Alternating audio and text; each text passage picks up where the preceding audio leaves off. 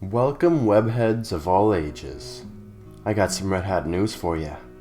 Spider-Man No Way Home is coming out soon, and I'm pretty excited. I'm also very excited to stop dodging half of the internet because I don't want to be spoiled. But with the third Tom movie coming out and rumors of the first two Spider-Men to be in this movie, I thought it was high time for me to explain who the best live-action Spider-Man is.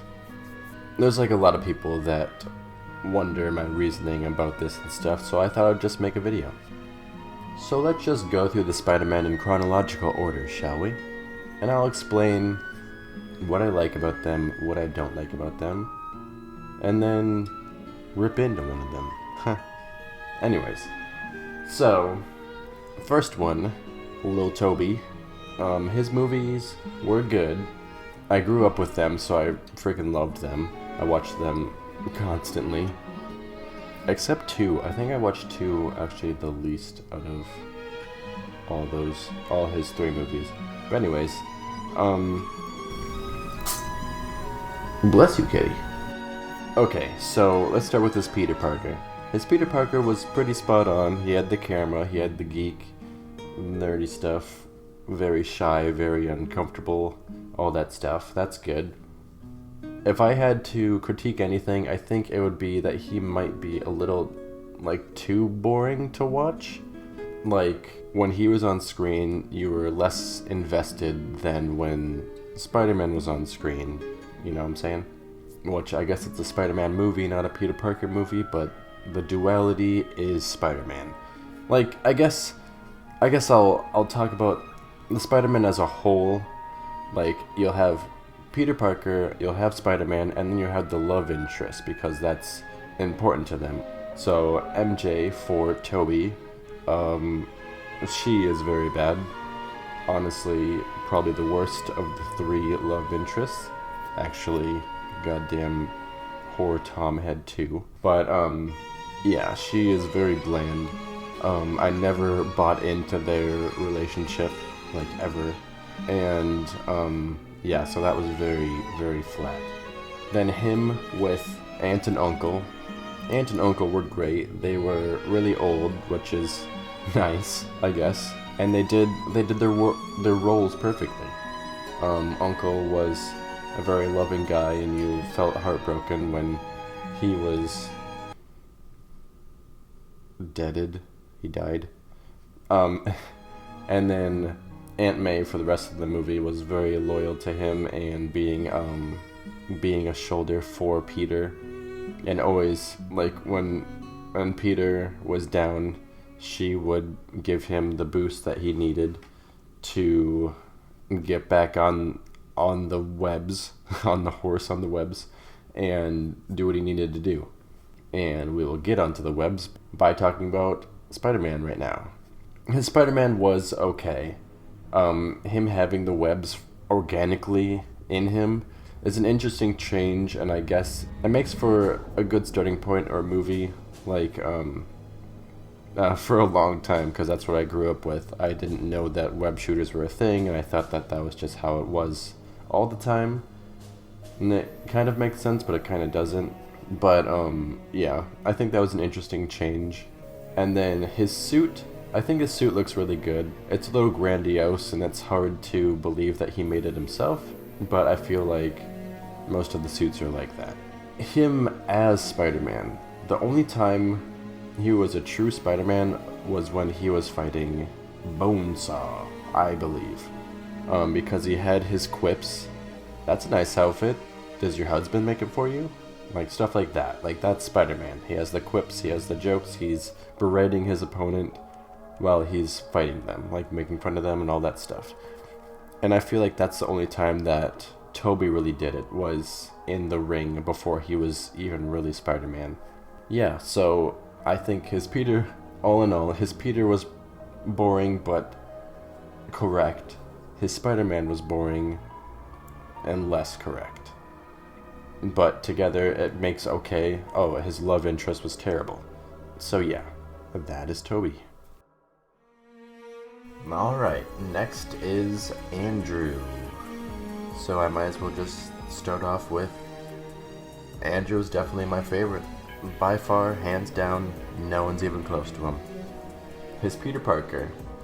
The complaint I get a lot, or I hear a lot, about Andrew is that he was, quote, too cool as Peter Parker. And while he was less of a nerd and more of an outcast, I really like that because that's kind of how I was, except I was less cool.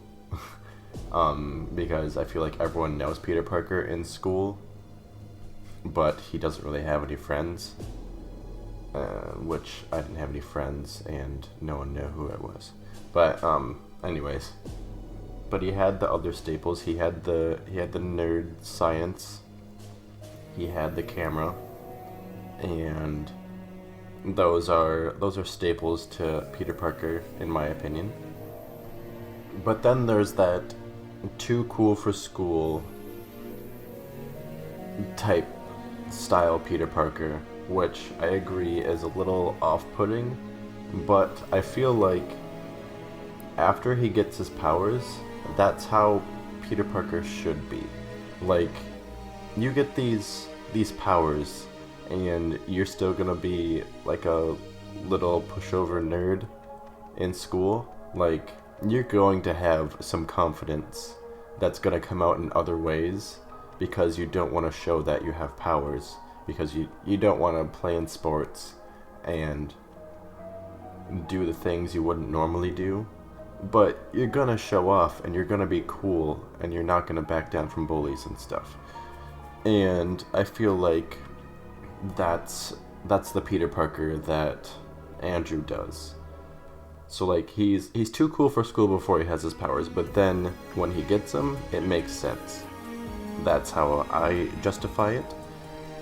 And I think it really works because one huge thing I love about The Amazing Spider-Man is that the movie is super entertaining even before he gets his powers. Like, I'm fine watching Andrew be Peter Parker because it's a good watch.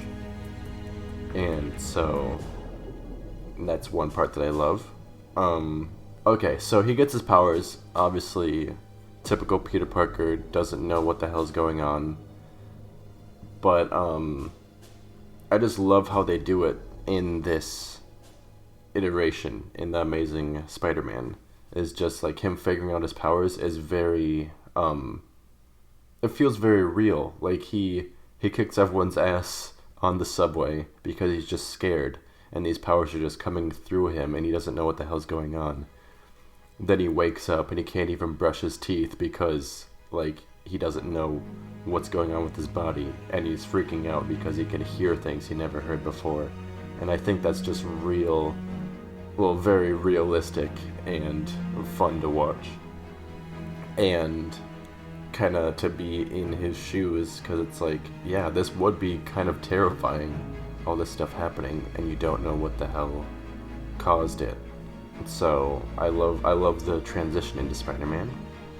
The Uncle Ben scene that has given me a quote that I use like on a daily basis when he's in the shop.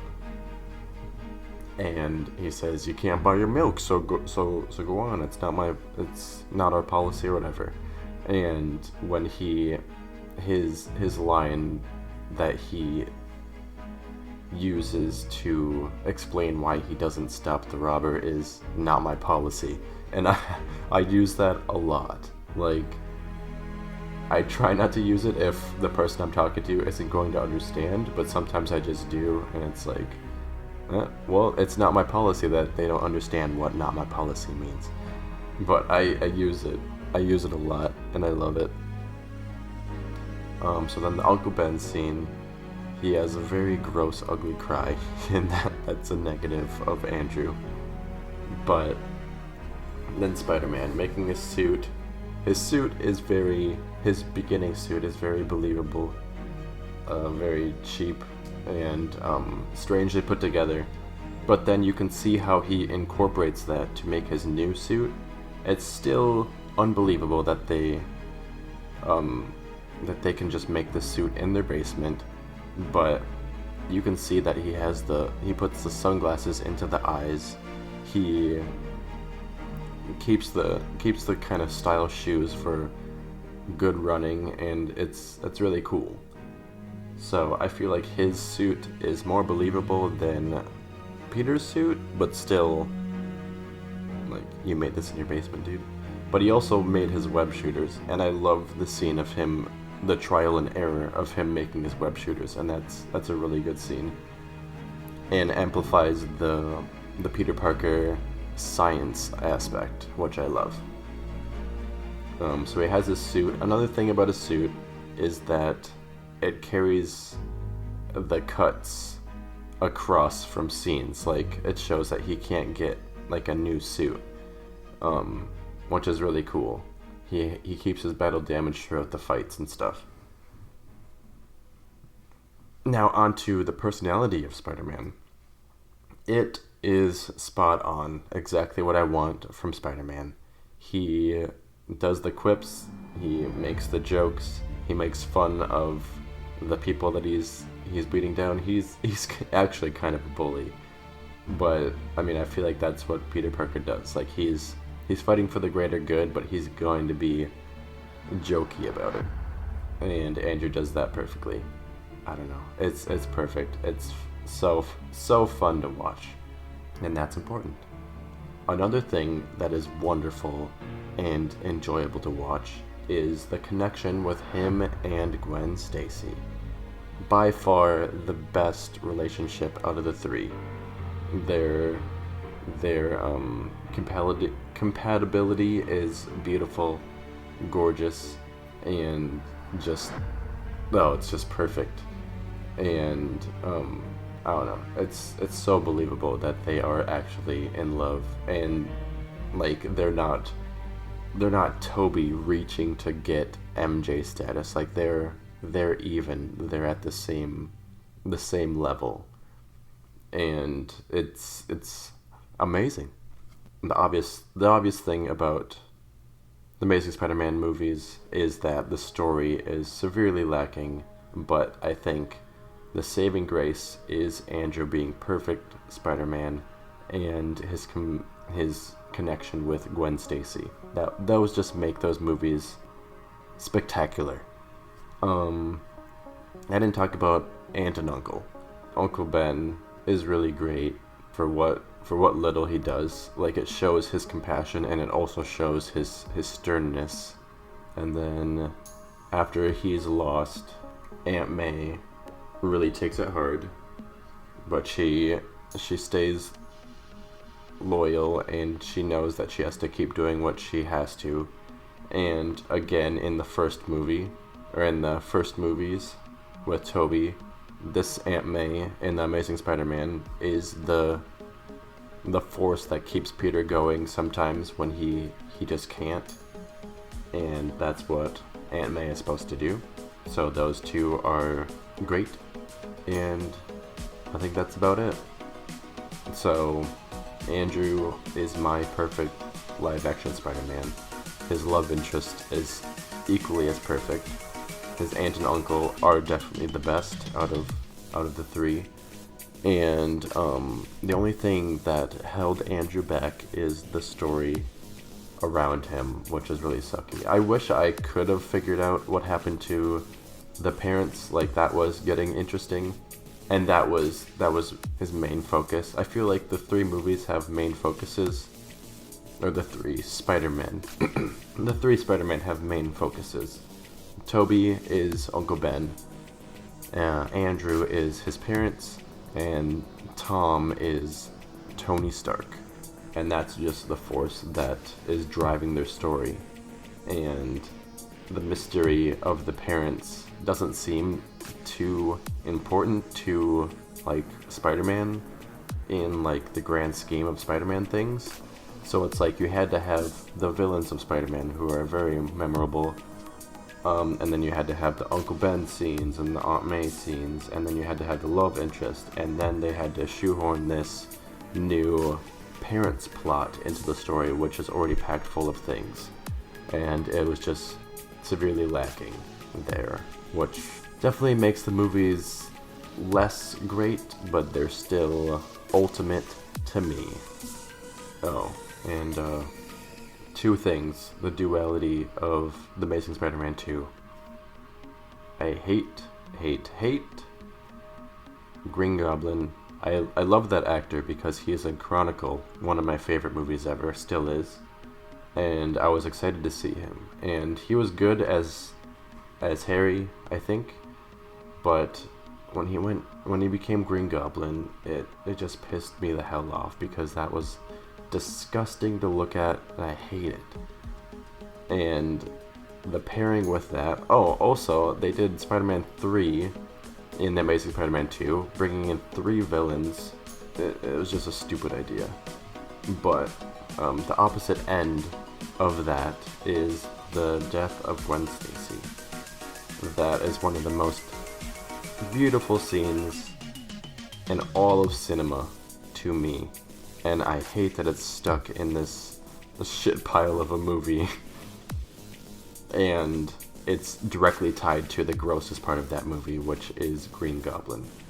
But it's such a beautiful, gut-wrenching scene. And I don't know, the saving grace of that movie to keep it in the higher ranks of my Spider-Man movies. Because, I don't know, I can't downplay that because it is seriously something. So yeah, that's my Amazing Andrew. Okay, last and certainly least, Tom Holland. So let's start with Peter. What I like about Tom's Peter is that he is truly a child. So you can really believe that he's in high school more than the others. Oh, another thing I like about Tom is his starter suit. It's very functional, and I really like it. I kind of want to make it myself, and it's possible because it's pretty simple. It gives off serious Scarlet Spider vibes, and I really love that suit. It's probably one of my favorite Spider-Man suits, so the fact that this suit looks like that suit makes me like it a lot. So yeah, that's something I genuinely like about Tom. That's about it. That's all I like about Tom.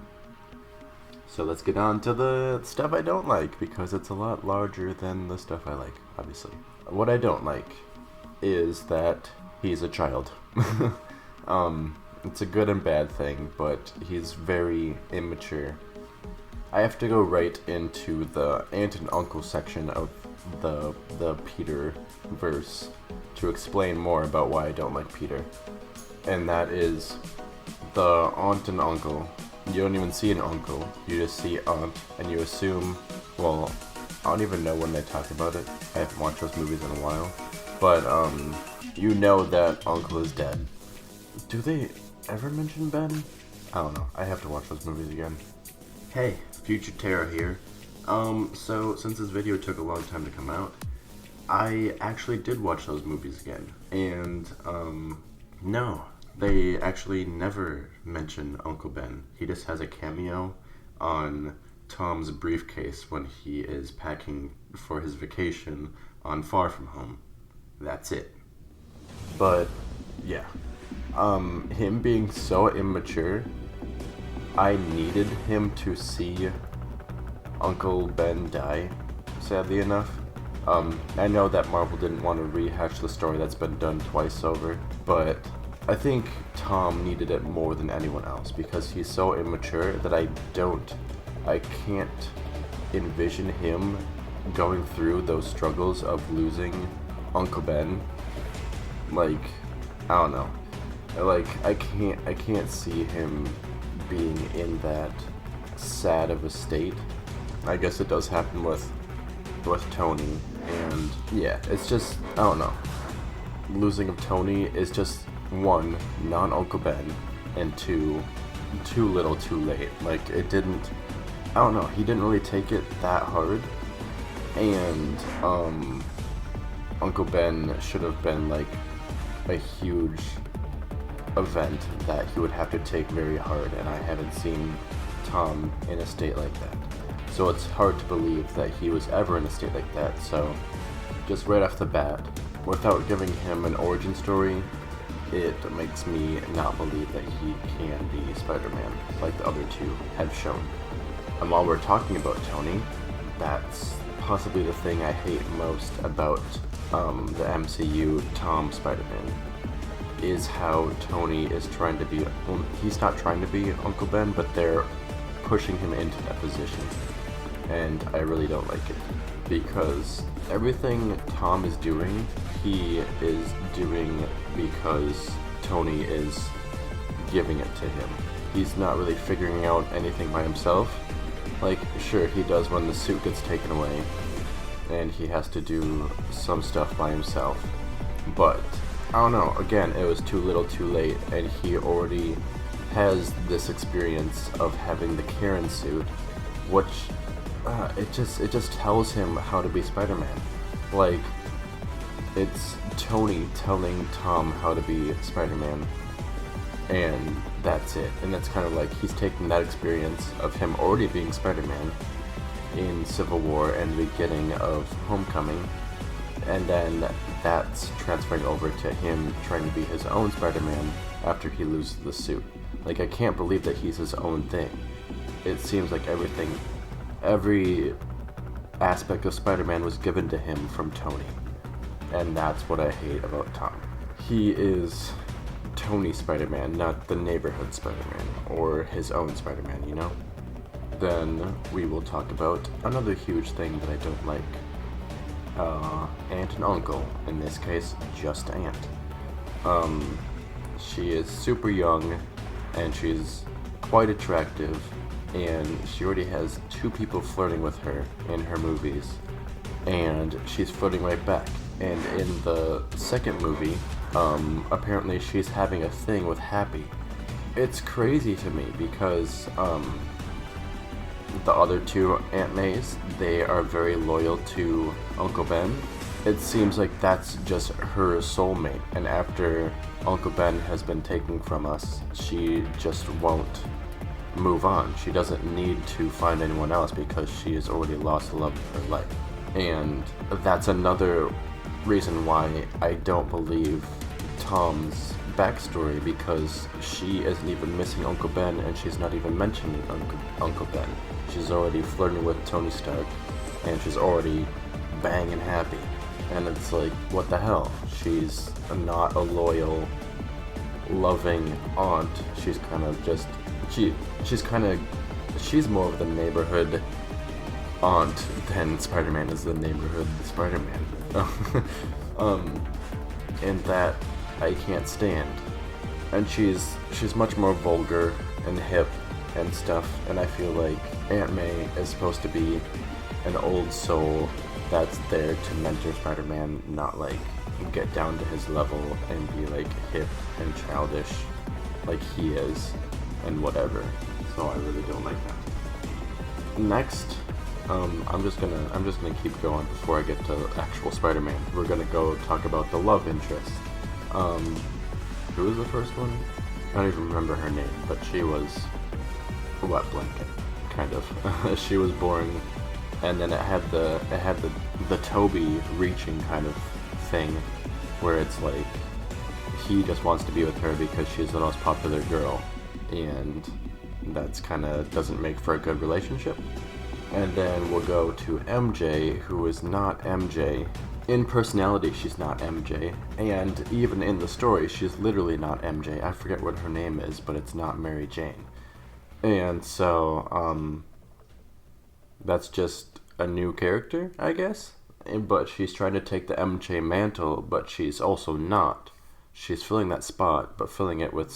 Okay, the MJ is a triangle, and the MJ MCU is like a circle. But it's like a small circle that can still fit through the triangle, but it's not fitting correctly. But I guess it works for their story, but it doesn't work. It doesn't fill in the holes of true fans and stuff, if that makes sense. I don't know how to explain it. He's still reaching for her, but she's more on his level, but it's just, I don't know, it's a very awkward pairing. So yeah, I really don't like her. Not as much as Toby and Kirsten, whatever, but it's about there. It's pretty damn close. Yeah, I don't like it. Maybe the new movie will change that, but right now I really don't like it. Now, Spider-Man. Other than being gifted the suit from Tony and Karen telling him what to do and him literally having a conversation with the suit about girls, he's okay as Spider-Man. Oh, I forgot to mention that he doesn't have the photography aspect of Spider-Man, which is huge to Spider-Man, Peter Parker's character. And he uses science a little bit to, like, it's shown that he's a nerd because he's in that that group. I forget what they even are. Math league students or something? I don't know. I don't care. But that shows that he's smart, but he never makes it, so... And then, he makes his own webs in science class once, and it's like, wow, that's pretty cool, but that's the last you see of it. His Spider-Man is pretty good, but it's missing one thing, and that's the cocky jokes that Andrew did perfectly. The way that Tom portrays Spider-Man is he's still a child looking up to everyone else. Like, any sort of joke or one-liner that he would have against his enemy isn't like Andrew, where he's saying, knives are my biggest weakness, you found my weakness, and then laughing at them and joking with them. It's, wow, are these wings carbon fiber? Like, he's just geeking out, like he's not meant to be here. He's playing with the big kids, and he's just like, wow, this is so neat. He's much more talkative than Toby, that's one thing. But his talking isn't Spider-Man, it's just a young child playing with older people that he is still beneath in his eyes, apparently. And that's what I don't like. If Andrew was there, he would be making fun of Avengers, even though he's a neighborhood Spider-Man and these are like world savers. Like, he would be making fun of them. And Toby just wouldn't say much. And I think making fun of people while you're kicking their ass is a very Spider-Man thing. It sounds rude, but I don't know. It's Spider-Man. And I guess that's about it. So if it's not obvious, my ranking is Tom at the bottom, then Toby above that, and then Andrew way, way on the top. Like, the first two are close. I think Tom, in my eyes, is suffering from the same thing that Andrew suffers from in the world's eyes. Like, the story around Tom is what makes me not like him.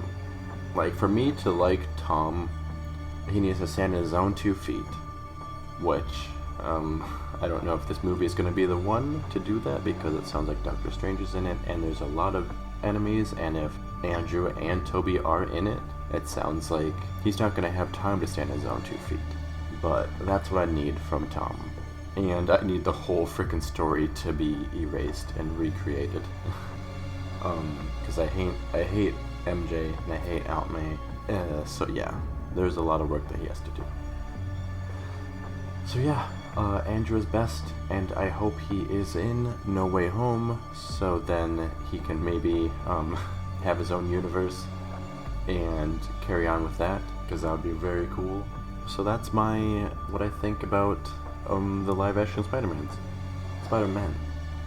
Hopefully No Way Home is wonderful. Hopefully it has Toby and Andrew and they utilize them correctly and they don't die, and maybe open up pathways, other universes for Toby and Andrew to have some more movies. That would be awesome. Just to see those boys happy, because they did end on some somber notes. So yeah, that's what I hope for this movie. Hold up! So since I took so long making this video, I actually ended up seeing No Way Home before I finished it. And there's an update to the score count. Andrew is obviously still number 1, but Tom has risen to number 2. A distant space between him and Toby now. you'll have to wait and see my No Way Home review coming soon to know exactly what I mean by that. But they just did everything I asked of them to do for me to like Tom, and that is super cool. And not to mention, I hated Tom because the world around him, but I ignored the world around Andrew and love him the most. So I was kind of too harsh on Tom from the beginning. I should have just took him and his Spider-Man, and that's that. So yeah, he was wrongfully put in third this whole time anyways. So, well done, Tom. You're firm number 2. And just remember, death isn't always the end. It could be a new beginning. Later, losers.